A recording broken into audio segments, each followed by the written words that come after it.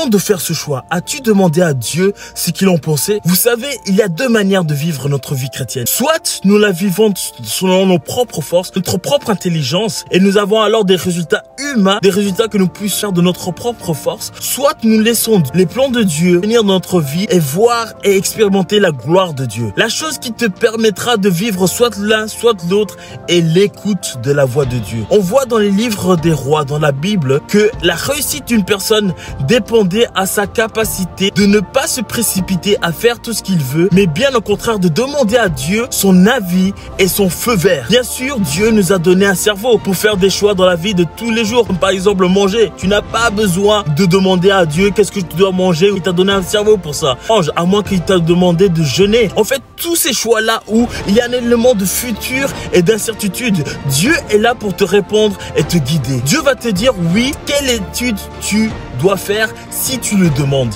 Dieu va te donner même le business plan de ton entreprise si tu le demandes.